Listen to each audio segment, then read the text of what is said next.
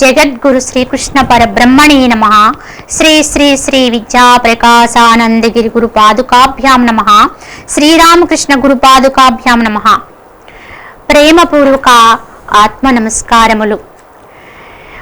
యోగము అంటే మనము అర్థాన్ని చెప్పుకుంటున్నాం. యోగము అంటే కలయిక అని చెప్పుకున్నాం. ఏ రెండింటి కలయిక యోగమవుతుందో మనం వివరించుకున్నాం. మరి భగవద్గీతలో మనకి 18 అధ్యాయాలకి కూడా ఆయన యోగము యోగము యోగం అనే పదాన్ని చేకూర్చారు. కనుక జీవాత్మ పరమాత్మతో ఏకత్వాన్ని పొందడమే నిజమైన యోగంగా గుర్తించాలి. అలా మనకి భగవద్గీత జ్ఞానం ద్వారా ఇచ్చినటువంటి ప్రతి అధ్యాయంలోనూ కూడా ఏ ఒక్క శ్లోకాన్ని ఆచరించగలిగిన ఈ యోగ ప్రాప్తి కలుగుతుంది. అందుకే మనకి భగవద్గీతని అంటే చెప్పినది శ్రీకృష్ణ భగవానుడే, కానీ మరి రాసినది ఎవరు, దీన్ని లిఖించినది ఎవరు ఒకటి గమనించుకోండి. భగవద్గీత అనేది శ్రీకృష్ణుడు అర్జునుడికి చెప్పేటువంటి సమయము అది యుద్ధ వాతావరణం. ఇంకా కొద్దిసేపట్లోనే యుద్ధం అనేది ప్రారంభమయ్యేటువంటి సమయం.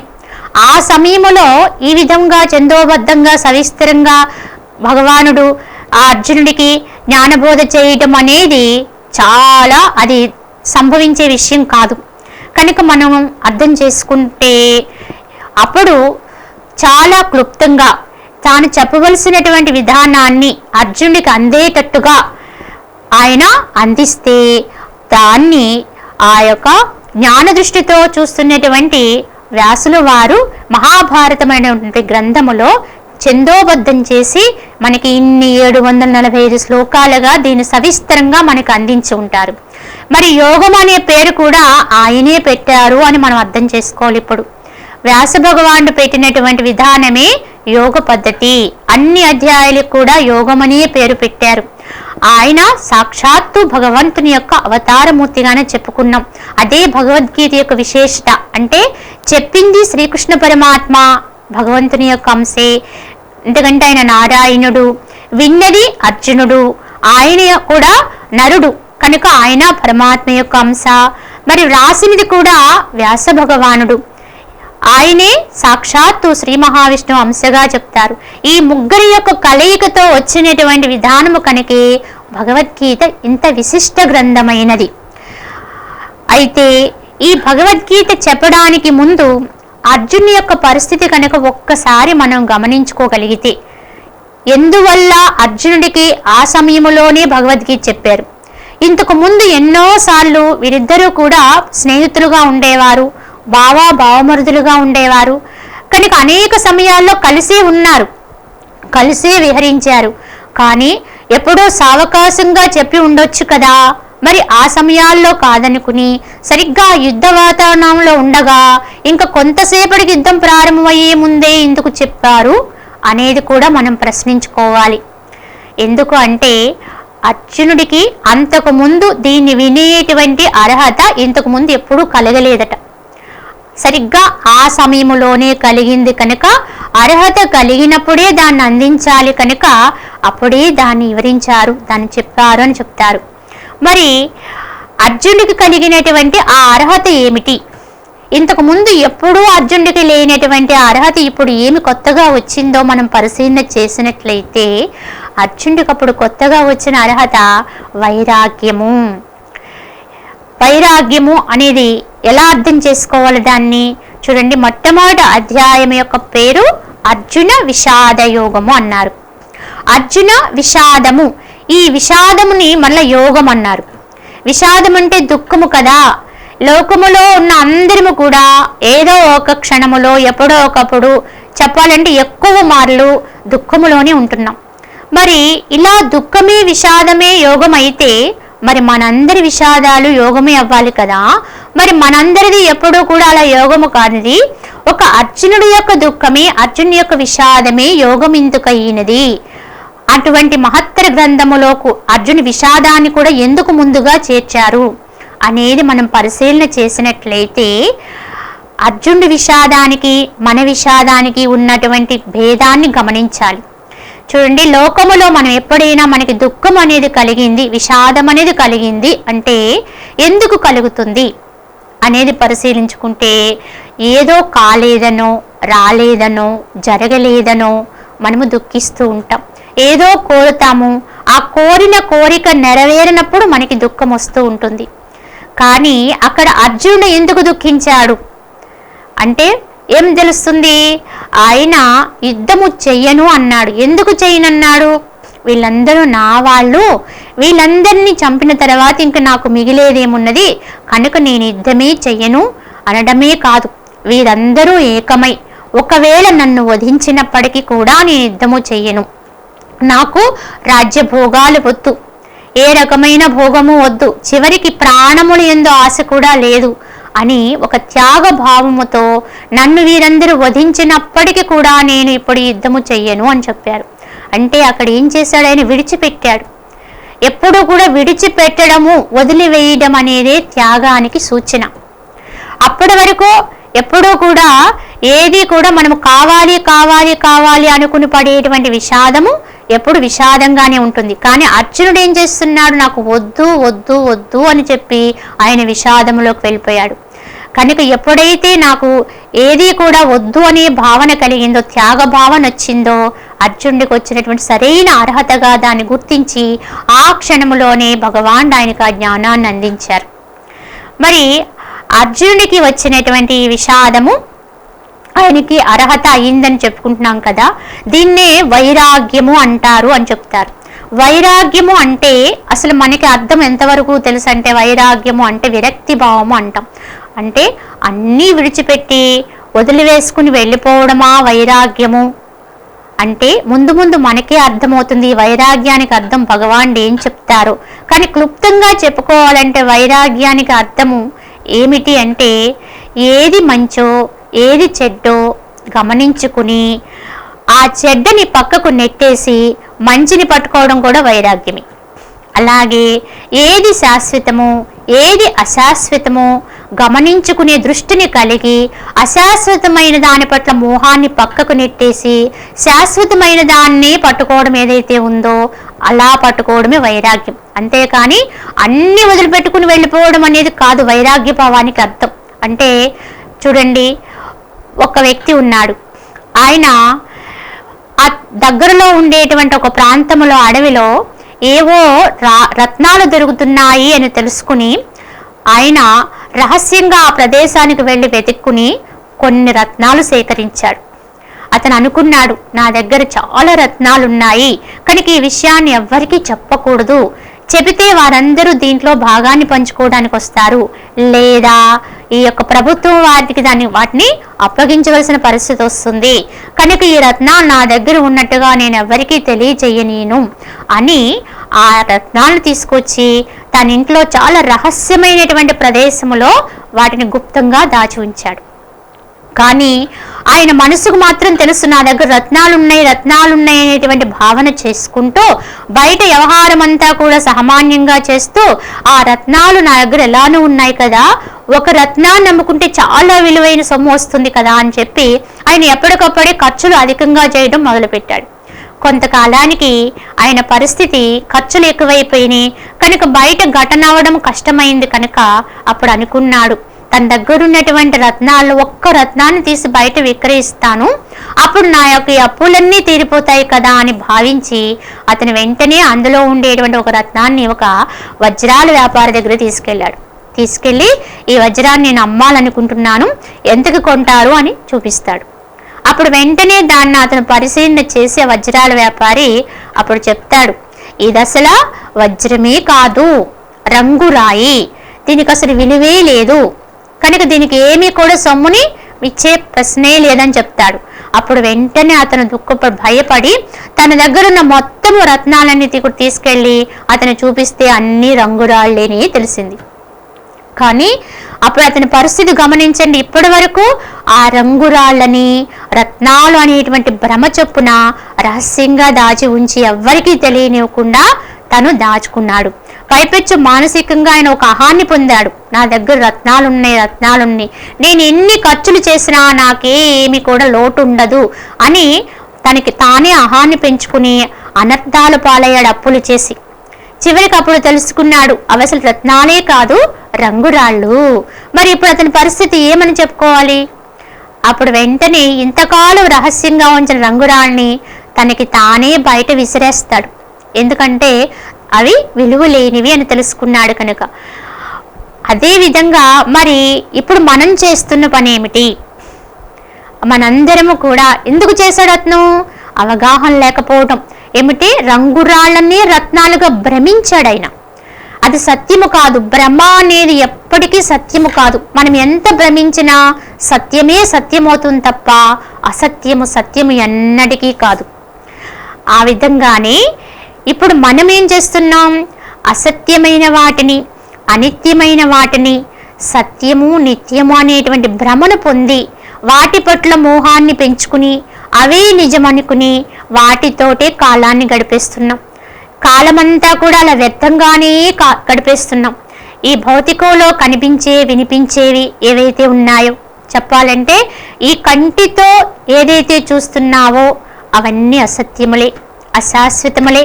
కంటితో ఏది చూడబడుతుందో అది కొంతకాలం మాత్రమే ఉంటుంది. అది ఎంత గొప్పదైనప్పటికీ కూడా, ఈనాడు అది చాలా ప్రఖ్యాతి కాంచినదైనప్పటికీ కూడా కంటికి కనిపిస్తుంది కనుక ఏదో ఒక రోజుకి అది లేకుండా అయిపోతుంది అనేది పరమ సత్యము దాగి ఉంది అందులో. కానీ ఈ సత్యాన్ని మనం ఎప్పుడూ స్ఫురణలో ఉంచుకోం. ఎప్పటికప్పుడు మనము దాన్ని విస్మరణ చేస్తూ ఎవరైనా మహానుభావులు చెప్తూ ఉంటే వింటాం, టీవీల్లో చూస్తాం, ఇది నిజం అనుకుంటాం. మళ్ళా ఎప్పటికప్పుడే మనము దాన్ని మర్చిపోతూ ఉంటాం. మళ్ళా యథాప్రకారము మనకు ఉండేటువంటి భోగాలు, భాగ్యాలు, సౌఖ్యాలు, మనతో ఉండేటువంటి బంధువులు ఇవన్నీ శాశ్వతం అనే అపోహలో పడిపోయి వాటి పట్లే వ్యామోహాన్ని పెంచుకుంటాం. సత్యమైన పరమాత్మని విస్మరణ చేస్తాం. మరి ఇప్పుడు ఏమైంది? అతను ఆ రంగురాళ్ళుగా తెలుసుకున్న తర్వాత వాటికి విలువ లేదు కనుక తనకి తానే గమనించుకున్నాడు కనుక వెంటనే వాటిని బయటకు విసిరేశాడు. అదే విధంగా అపోహ అనేది ఎప్పుడైతే తొలగించుకుంటామో, భ్రమ అనేది ఎప్పుడైతే తొలగిపోతుందో, సత్యం మీద మనకి స్ఫురిస్తుందో, అంటే ఇవన్నీ అవాస్తవమైన సత్యం మనకి ఎప్పుడైతే స్ఫురిస్తుందో వాటి పట్ల ఉన్న మోహము దానంతటదే తొలగిపోతుంది. మనసుకి మోహము సహజంగానే తొలగిపోవడం అనే అవస్థే నిజమైన వైరాగ్యం. తెచ్చిపెట్టుకునే విధానం కాదిది. మనసుకి సత్యము తెలిసి భౌతికం పట్ల ఆసక్తి తగ్గడమే, భౌతికం పట్ల వ్యామోహం తగ్గడమే వైరాగ్య పదానికి యథార్థ అర్థంగా గుర్తించాలి. కనుకనే భగవంతుని యొక్క జ్ఞానం పట్ల ప్రేమ పుట్టాలి. పరమాత్మ యందు ఆ యొక్క నిరంతరమైనటువంటి శరణాగతి భావన రావాలి అంటే తప్పకుండా భౌతికమైనటువంటి అర్థాల్ని ఎప్పటికప్పుడు భౌతికములో ఉండేటువంటి వాటి గురించి విచక్షణతో, జ్ఞాన దృష్టితో మనము వాటిని గమనిస్తూ వాటి పట్ల మనకు ఉండే వ్యామోహాన్ని ఎప్పుడైతే విడిచిపెడుతూ ఉంటామో అప్పుడే మనకి ఆ పరమాత్మ యొక్క అనుగ్రహం లభిస్తుంది. ఈ విధంగా గమనించుకుని మనస్సుకి సహజంగా పుట్టేటువంటి విచక్షణే వైరాగ్యంగా తెలుసుకోవాలి.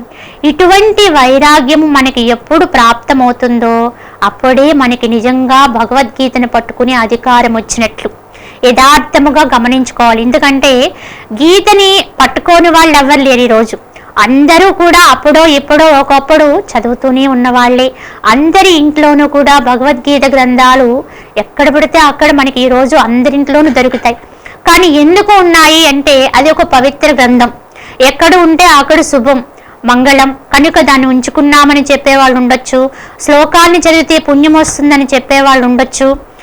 కానీ ఎవ్వరూ కూడా గీత జ్ఞానమే జీవితంగా జీవించేవారు చాలా చాలా అరుదు.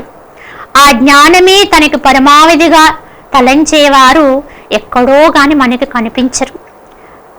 లేకపోతే ఇంత జ్ఞానం మన ముందు ఉండు కూడా మనం ఇంకా ఇలానే ఉంటున్నామంటే ఈ విధంగా తీసుకోలేకపోవడమే.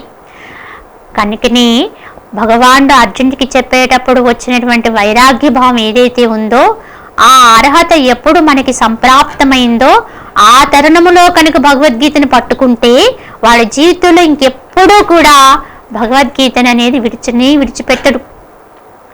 ఎల్లవేళలా కూడా తనకి బంధువు, సఖుడు, హితుడు అన్నీ కూడా ఆ గీతా జ్ఞానం అయిపోతుంది.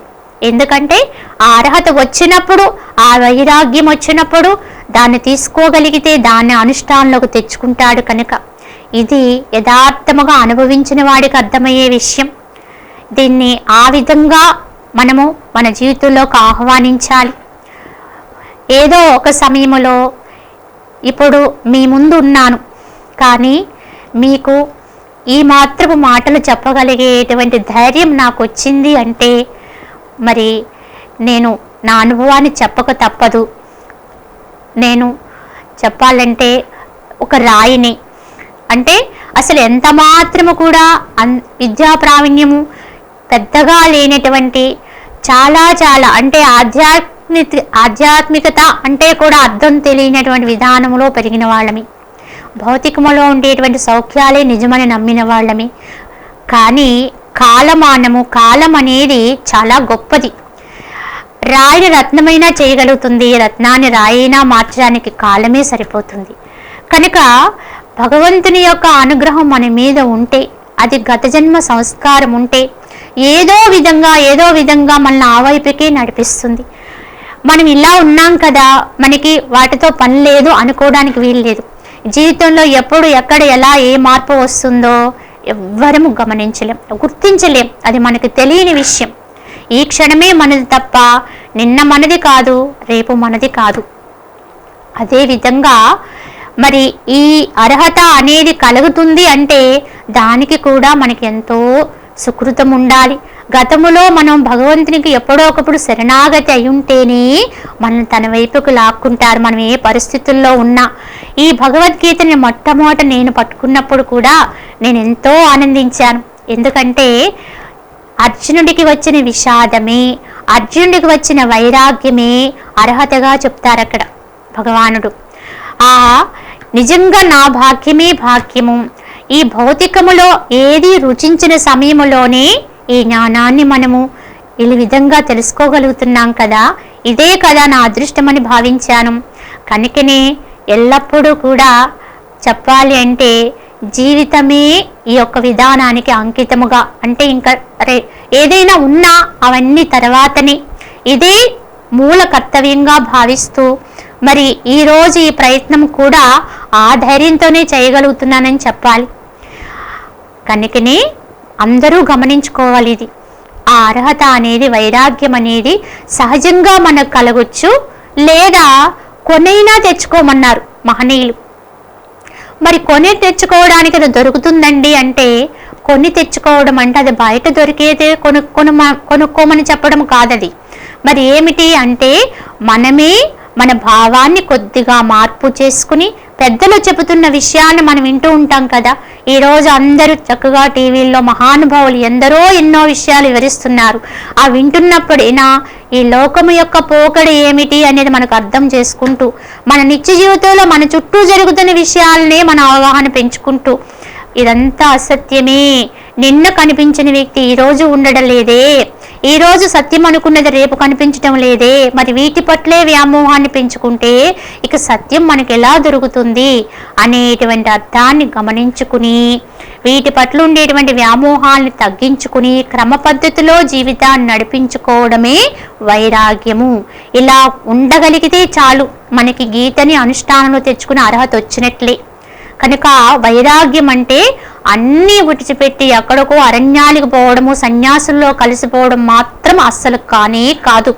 అలా వెళితే అసలు ఏమీ సాధించలేము కూడా. ఎందుకంటే నీకుండేటువంటి వాటిని నువ్వు నిర్వహించాలి తప్ప, వాటికి భయపడి పారిపోతే అవి నీ వెంటే వస్తాయి తప్ప అవి నిన్ను వదలవు. మానసికంగా వాటిని కూడానే తీసుకెళ్ళిపోతావు. అది ఎన్నటికీ మార్గము కాదు. కనుక ఉన్న చోటను ఉంటూనే, ఉన్న వాటిని అనుభవిస్తూనే వాటిల్లోంచే తరుణోపాయాన్ని వెతుక్కోవాలి. అవన్నిటిని అనుభవిస్తూ కూడా నేను ఆనందంగా జీవించడానికి మార్గం ఏమిటా అని అన్వేషణ చేయాలి.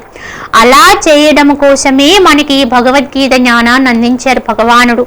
మునుముందు మనం చూసుకుంటాం, ఈ భగవద్గీతలో చెప్పే జ్ఞానం అంతా కూడా ఈ విధంగానే ఇక్కడే ఈ ప్రపంచంలోనే నవనాగరికులుగా బతికే మనకే చెప్పబడినది అనే సత్యాన్ని మనం అర్థం చేసుకుంటాం.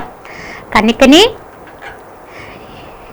ఈ భగవద్గీత అనేది ఇంత గొప్ప సంస్కృతి అంటే విశిష్టత కలిగిన జ్ఞానమైనది. ఈ గీతను చెప్పేటప్పుడు భగవానుడు చెప్తున్నాడు, అర్జునుడు విన్నాడు. కానీ ఇంకా ఇద్దరున్నారు. అంటే దివ్య జ్ఞానముతోటి వ్యాస భగవానుడు విన్నాడు, అలానే ఇంకొక ఆయన కూడా అక్కడే ఉన్నాడు. ఎవరు అంటే సంజయుడు. ఈ సంజయుడు ఎవరు అనేది వివరణ చేసుకుందాం. మరి మరొక ఆయన విన్నారు. ఆయన ఎవరు అంటే అర్జునుని యొక్క రథ టెక్కము మీద ఉన్నాడు హనుమంతుడు. ఈయన త్రేతాయుగ కాలంలో రామభక్తుడు, కానీ ఆయన చిరంజీవి, ఇప్పుడు కూడా భూమి మీద చిరంజీవిగానే ఉన్నారని చెప్తారు. అలాంటి హనుమంతుడు మరి ద్వాపర యుగ కాలములో భీముడు కూడా ఆయన యొక్క సోదరుడు, అంటే వాయుపుత్రుడు కనుక వారిద్దరి సమాగమవుతుంది ఒక్కొక్క సందర్భంలో. అప్పుడు భీముని యందు ప్రేమతో ఆయనకు ఒక వరాన్ని ఇస్తాడు. అప్పుడు భీముని కోరుకోమంటే అంటాడు, రాబోయేటువంటి సంగ్రామ సమయంలో నా సోదరుడైనటువంటి అర్జునుని యొక్క రథము యొక్క టెక్కెమును అలంకరించి ఆ జెండాకర్ర మీద ఉండమని ఆయన్ని ప్రార్థిస్తాడు. అందుకు ఆయన అంగీకరిస్తాడు. కనుక ఈ కురుక్షేత్ర సంగ్రామం ప్రారంభమైన సమయంలోనే హనుమంతుడు వచ్చి ఆ అర్జునుడి యొక్క రథ టెక్కెము ఆ జెండాకర్ర మీద ఆయన ఆవాహన అయిపోయాడు. అదే అర్జునుడి యొక్క విజయానికి చెప్పాలంటే ఒక నాంది. శ్రీకృష్ణ పరమాత్మ ఆయనకి సారథిగా ఉండడం అనేది ఒక గొప్ప విషయం అయితే, ఆయన యొక్క జెండా మీద ఎవరున్నారు? హనుమంతుడు, ఆంజనేయ స్వామి. ఆయన్ని ఎప్పుడూ కూడా ఆయనకి విజయాన్ని చేకూర్చడానికి ఆయన ఎప్పుడూ కూడా సిద్ధంగానే ఉన్నాడు. ఆయన విన్నాడు ఈ గీతా జ్ఞానాన్ని. ఎందుకంటే ఆయనకి విస్మృతి లేదు, ఎప్పుడూ కూడా ఆయన మెలకువలోనే ఉంటాడు. ఆయన ఎప్పుడూ సత్యమునందు మేలుకునే ఉంటాడు. కనుకనే ఆయన వినగలిగాడు. తర్వాత ఐదో ఆయన సంజయుడు. సంజయుడు అంటే సమ్యక్ జ్ఞానము కలిగినవాడు, యథార్థమైన జ్ఞానాన్ని తెలుసుకోగలిగినటువంటి వాడు ఈ సంజయుడు. ఈ సంజయుడికి వినేటువంటి అర్హత ఎలా వచ్చింది? అందరూ కూడా ఆ గీత జరుగుతున్నటువంటి భగవద్గీత చెప్తున్న సమయంలో అందరూ ఒక విధమైన మత్తులోని వెళ్ళిపోతే, మరి ఈ సంజయుడు ఒక్కడే ఈ దివ్య జ్ఞానాన్ని ఎలా ఆలకించి విశ్వరూపాన్ని కూడా సందర్శించగలిగాడు? పైపెచ్చు గీత అంతా అయిన తర్వాత చెప్తాడు, నాకు తలుచుకున్న కొలది నాకు శరీరం ఉప్పొంగిపోతుంది అని ఈ జ్ఞానాన్ని మరీ మరీ ప్రచారం చేసినటువంటి వాడు ఈ సంజయుడు. మరి ఈ సంజయుడికి అర్హత, ఒక సూతకులములో పుట్టి కూడా అటు అర్హతను పొందాడు. మరి ఎలా వచ్చింది అంటే అతని యొక్క జీవితములో ఉండేటువంటి సత్యత్వ స్థితే ఆయనకు ఆ స్థితిని కల్పించింది. అందుకే వ్యాసులు వారు ఆయన ఎంచుకున్నాడు. ధృతరాష్ట్రుడు పుట్టుగుడ్డు, ఆయనకి కన్నులు కనిపించవు. కానీ ఈ మహాభారత యుద్ధ సంగ్రామం జరుగుతున్న సమయంలో అక్కడ ఏమేమి జరుగుతుందో చూడాలనేటువంటి అభిలాష కలిగినట్లుగా ఈ యొక్క ధృతరాష్ట్రుడు వ్యాసుల వారికి ఎరింగించినప్పుడు దానికి ఆయన నీకు దృష్టిని ఇస్తానని చెప్తారు. కానీ ధృతరాష్ట్రాన్ని అంగీకరించలేదు. అక్కడ జరిగినట్లుగా తనకి తెలియచెప్పగలిగే వారిని ఎవరినైనా నియమించమంటే అప్పుడు వ్యాసులు వారు ఎంచుకున్నటువంటి వ్యక్తే ఈ సంజయుడు.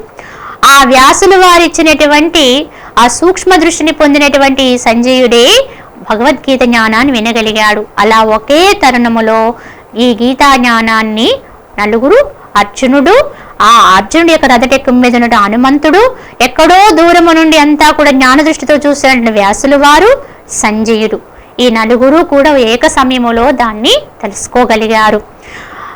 ఇక ఇప్పుడు మనము భగవద్గీత అనేది ప్రారంభించడానికి ముందు అసలు దీనికి ఈ యొక్క అంటే వేదిక అనేది ఎలా తయారైంది, అసలు కురుక్షేత్ర సంగ్రామం అనేది ఎందుకు చేయవలసి వచ్చింది అనేది క్లుప్తంగా మనం వివరణ చేసుకోవాలి.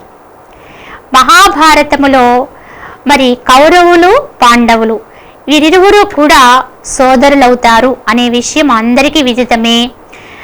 కౌరవులు 100 మంది, ఒక అమ్మాయి అంటే 101 మంది. పాండవులు 5గురు, పాండురాజు పుత్రులు. వీరిరువురు కూడా సోదరుల యొక్క పుత్రులు. పాండురాజు పుత్రులు 5గురు అయితే ధృతరాష్ట్రుని యొక్క పుత్రులు 100 మంది. కానీ బాల్యము నుంచి కూడా వీరిరువురి మధ్య, ఈ 2 వర్గాల మధ్య కూడా అసూయ అనేది అడ్డుగా నిలిచిపోయింది. ఈ అసూయ అనేది ఎంత చెడ్డ గుణమో మనం ఇప్పుడు దీన్ని బట్టి అర్థం చేసుకోవాలి.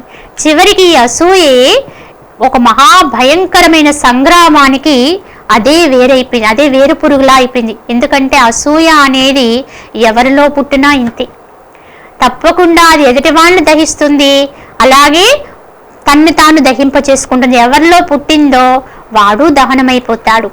ఆ విధంగా వీరిరు మధ్య పుట్టినటువంటి అసూయ అనేటువంటి గుణం క్రమంగా వారితో పాటే పెరిగి పెరిగి పెద్దదయ్యింది. వారు బాల్యములో ఉండగా కూడా ఎన్నో విషయాల్లో ఇరువురు మధ్య కూడా అనేక సందర్భాల్లో భిన్న భిన్నమైనటువంటి అభిప్రాయాలతో ఎక్కడికక్కడే కలహించుకుంటూ వచ్చారు. కానీ ఎప్పుడూ కూడా పాండవులు ధర్మం వైపు ఉంటే కౌరవులు అధర్మం వైపు నిలబడుతూ ఉండేవారు. ఏదో విధముగా పాండవులకి దక్కవలసినటువంటి వారి యొక్క రాజ్యాన్ని వారికి దక్కనివ్వకుండా చేయడమే తన విధిగా పెట్టుకుంటాడు దుర్యోధనుడు. ఆ విధంగా వారిని ఎన్నో కష్టాలు పాలు చేస్తాడు, లక్క ఇంట్లో పెట్టి దహనం చేయిస్తాడు. కానీ అన్ని మార్లు కూడా వాళ్ళు ఆ కష్టాల నుంచి, ఆపదల నుంచి తప్పించుకోగలిగారు. ఎందువలన అనేది ప్రశ్నించుకుంటే, వారు అతి బాల్యము చిన్న వయసులో ఉండగానే అప్పటి నుంచి కూడా శ్రీకృష్ణుని యొక్క భక్తులై ఉంటారు. కృష్ణుని భగవానుడుగా తెలుసుకున్న వారై ఉంటారు. వారి యొక్క ఆశ్రయాన్ని పొందినటువంటి వారై ఉంటారు. అందుకే పాండవులు ఎప్పుడూ ధర్మం వైపే నిలబడతారు. కానీ ఎప్పటికప్పుడు వాళ్ళకు వచ్చిన ఆపదలన్నిటి నుంచి కూడా వాళ్ళు తప్పించుకోగలిగారు. కానీ మరి కౌరవులు ఎప్పటికప్పుడు ఎన్నో పన్నాగాలు పన్నారు, కపటములు పన్నారు. కానీ ఎప్పుడూ కూడా వాళ్ళ యొక్క దుర్బుద్ధే బయటపడుతూ వచ్చింది. ఎందుకంటే వాళ్ళు ఎప్పుడూ కూడా భగవంతుని విముఖత్వాన్ని కలిగి ఉండేవారు. ఎన్నడూ కూడా ఆయన్ని, శ్రీకృష్ణుని దేవుడుగా వాళ్ళు అంగీకరించేవారు కాదు. మేమే గొప్పవాళ్ళం అనేటువంటి అహంతో ఉండేవారు. అలాగే పాండవుల యొక్క తల్లి కుంతీదేవి, ఈమె మహాభక్తురాలు, శ్రీకృష్ణునికి మేనత్త అయి ఉండి కూడా, వయసులో చాలా చిన్నవాడై ఉండి కూడా ఆయన్ని భగవానుడుగా తెలుసుకున్నటువంటిది. అందుకే ఎల్లప్పుడూ కూడా ఆయన్ని ప్రార్థిస్తూ ఉండేది. ఎల్లప్పుడూ కూడా పరమాత్మ యొక్క చరణములందే తనకి స్మృతి కలిగి ఉండడానికి ఏది అవసరమో అది ఇమ్మని ఆయన కోరుకుంటూ ఉండేది ఆమె. ఈ విధంగా కురు పాండవులు ఇరువురి మధ్య కూడా చిన్ననాటి నుంచి వస్తున్నటువంటి ఆ అసూయ అనేటువంటి గుణము పెరిగి పెద్దదయ్యి క్రమక్రమంగా వారిరువురు కూడా రెండు వేరువేరు రాజ్యాలు పరిపాలన చేసుకుంటున్నప్పుడు కూడా ఏదో విధంగా కుటుల నీతి పన్ని దుర్యోధనుడు వారిని తమ రాజ్యానికి రప్పించి మాయాజూదం ఆడతాడు.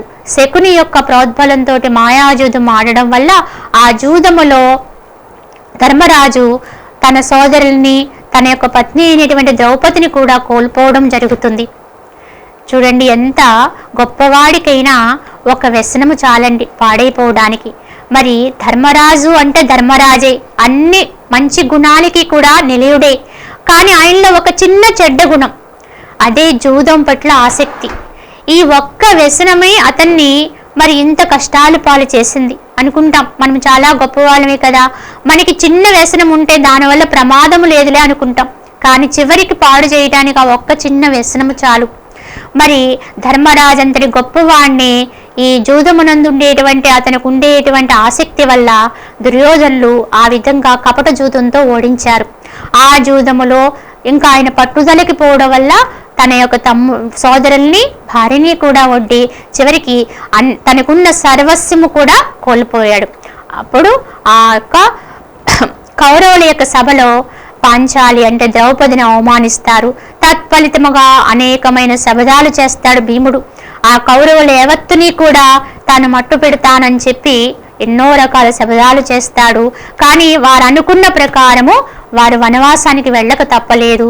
కనుక 13 సంవత్సరములు ఆ విధంగా వాళ్ళు 12 సంవత్సరములు వనవాసం, 1 సంవత్సరం అజ్ఞాతవాసం చేయడానికి నిశ్చయించుకుని ఆ పాండవులందరూ కూడా ఆ రాజ్యాన్ని విడిచి వనవాసం చేయటానికి అడవులకు వెళ్ళిపోయారు.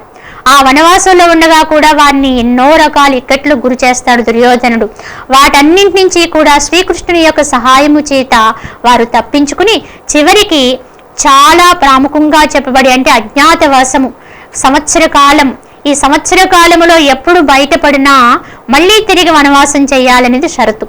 కనుక ఆ 1 సంవత్సర అజ్ఞాతవాసానికి వాళ్ళు చాలా రహస్యంగా చేయాలి. కనుక విరాట్ రాజు కొలువుని ఎంచుకుని ఆ విరాట్ మహారాజు యొక్క కొలువులో మారు పేర్లతోటి పాండవులు 5, ద్రౌపది పాంచాలి, ఆమె మాలిని అనే పేరుతో వారెందు ఆ యొక్క సంస్థానములో వాళ్ళు అక్కడ కుదిరి ఆ వాళ్ళందరికీ కూడా పరివారంగా మారి సంవత్సర కాలము వాళ్ళు గుప్తంగా ఆ రాజ్యంలో గడుపుతారు. అంత గొప్ప వాళ్ళయుండి కూడా మరి కాలం అనేది చూడండి, ఆ కాల ప్రభావంలో ఒక్కొక్కప్పుడు ఇక్కట్లు ఎంతవారికైనా తప్పదు అనేది గమనించుకోవాలి. కనుక ఆ విధముగా పాండవులు అష్ట కష్టాలు పడి చివరికి అజ్ఞాతవాసం కూడా పూర్తి చేసి వాళ్ళు మరలా అప్పుడు కూడా వారిని బయట పడవేయడానికి అనేక పన్నాగాలు పని దుర్యోధనుడు ఆ విరాట్ రాజు యొక్క రాజ్యం మీదకి దండెత్తి వెళ్ళి గోగ్రహణం అనే పేరు చేత వారిని ఏదో రకంగా బయటకు తీసుకొచ్చే ప్రయత్నించినా ఆ ఫలితము కూడా ఫలించలేదు. చివరికి అదే రోజుకి ఆ యొక్క అజ్ఞాతవాసము పూర్తి అయిన కాలంగా పరిగణిస్తారు కనుక వారి యొక్క వనవాస కాలం పూర్తయిందిగా నిర్ణయించబడుతుంది. సరే, అంతా అనుకున్నట్టుగా అయింది కనుక కనీసము ఇప్పుడు వారికి ఇవ్వాల్సిన రాజ్యాన్ని ఇవ్వడమైనా ఇవ్వండి, లేదా కనీసం 5గురికి 5 ఊళ్ళన్నా ఇమ్మని రాయబారం నడుపుతాడు శ్రీకృష్ణుడి చేత.